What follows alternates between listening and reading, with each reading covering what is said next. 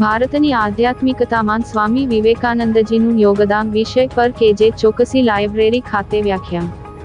ભારતની આધ્યાત્મિકતામાં સ્વામી વિવેકાનંદજીનું યોગદાન વિષય પર 12 જાન્યુઆરી 2025ના યુવા દિવસ નિમિત્તે ભરૂચની કેજે ચોકસી પબ્લિક લાઇબ્રેરી અને ભારતીય વિચાર મંચ ભરૂચના સંયુક્ત ઉપક્રમે આદરણીય ડોક્ટર અશ્વિનભાઈ કાપડિયાનું વ્યાખ્યાન યોજાયું હતું.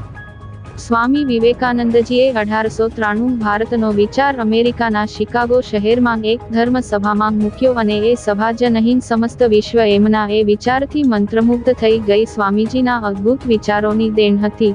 વિચાર શબ્દનું સમસ્ત વ્યાખ્યાન પર પ્રભુત્વ રહ્યું એ જ સાબિત કરે છે કે સારા વિચારોને જો સમય વેડફ્યા વિના અમલમાં મૂકવામાં આવે તો એ જરૂર પ્રભાવાત્મક અસર ઉપજાવે છે અને રાષ્ટ્રના ઉત્થાનનું કારણ બને છે. વ્યાખ્યાન દરમિયાન ડોક્ટર અશ્વિનભાઈ કાપડિયા પાસેથી 1893ની 11મી સપ્ટેમ્બર અમેરિકા શિકાગોના કોલંબસ હોલમાં સ્વામી વિવેકાનંદના પ્રવચન દરમિયાન શું થયું હતું તેની અપ્રસારિત વાત જાણવા મળી હતી. સ્વામી વિવેકાનંદના જન્મ દિવસને ભારતમાં યુવા દિવસ તરીકે ઉજવવામાં આવે છે.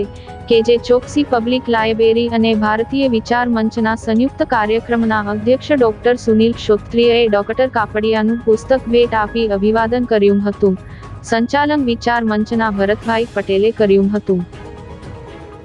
Soul to the force of the transcendent, magic leverage is suddenly caught and miracle becomes the common rule. એના માટે શ્રી અરવિંદે લખ્યું સામાન્ય માણસ પણ જેની મેં સાધના કરી એની કૃપા છે કે તમારા જેવા એક અતિશય રેશનલ વ્યક્તિને પણ જો હું જવાબ આપવાની લાયકાત કે પાત્રતા ધરાવતો હું તો હું એ મારું સદભાગ્ય માનું છું.